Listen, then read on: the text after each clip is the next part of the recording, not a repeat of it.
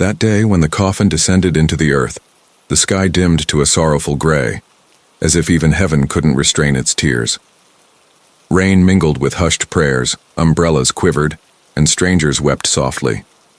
Amid them stood one man, motionless, soaked, and shattered. He hadn't just lost someone, he had lost a piece of his own soul. Near the grave, on a rain-soaked scrap of paper, lay the final words no one could truly understand. Forgive me for what I couldn't become. Years before that gray, tear-soaked afternoon, the story of Ares began. He was a quiet boy, lost somewhere between dreams and silence. His father, a schoolteacher, was his anchor.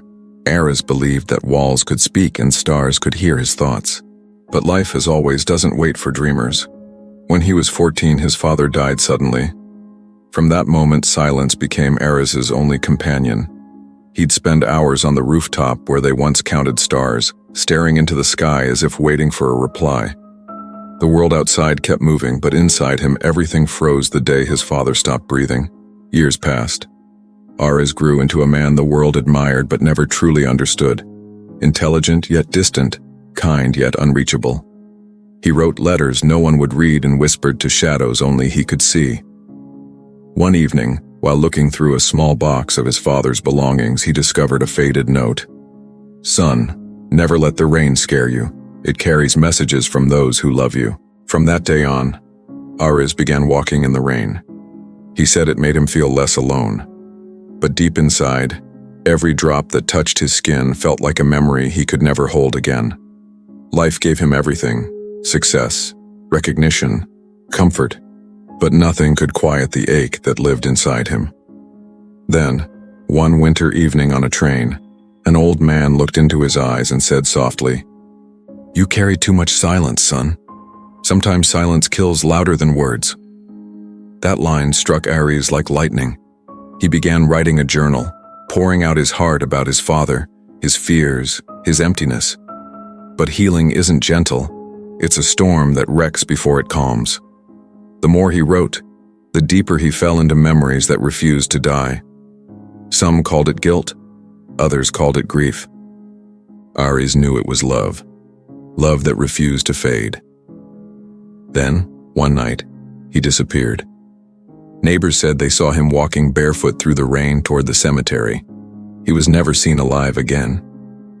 Only his journal was found, drenched, torn, and unreadable except for one haunting line at the end. Even the sky cried that day. Days turned into weeks, but Ares was gone. That year, the rain refused to stop, as though the heavens themselves were mourning a story left unfinished.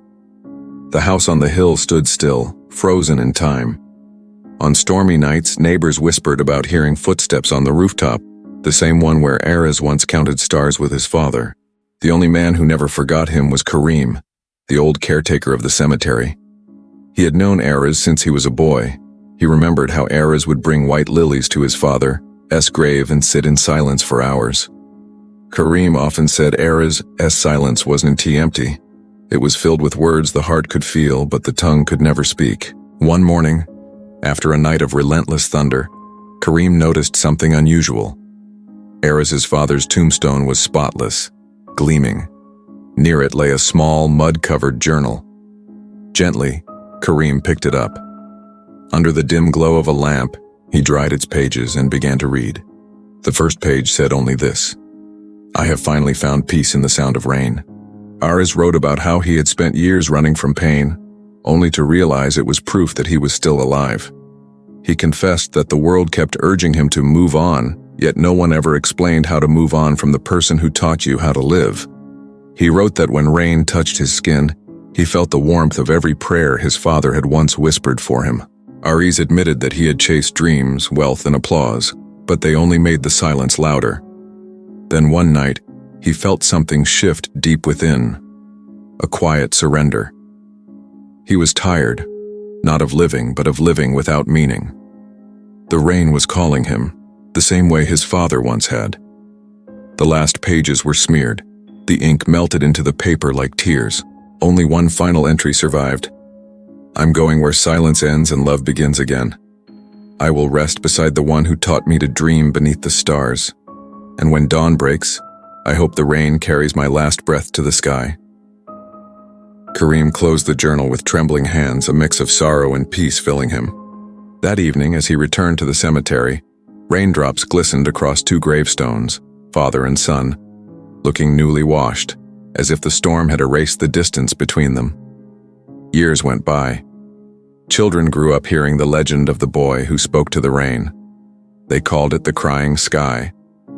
Some stories don't end. They breathe in raindrops and the scent of wet earth in the hush between thunder and lightning. That night, when the storm raged strongest, Kareem looked up and saw something he would never forget. Two faint silhouettes by the old grave, one tall, one small, both fading into the rain's silver glow. For a moment, the storm fell silent. When dawn came, the world felt washed clean, but the earth near those two graves remained damp, as if the sky had cried until it had nothing left to give.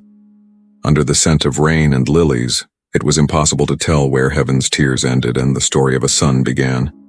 Even the sky cried that day. Thank you for watching. If this story touched you, please like, share, and subscribe for more content that explores the depths of the human heart.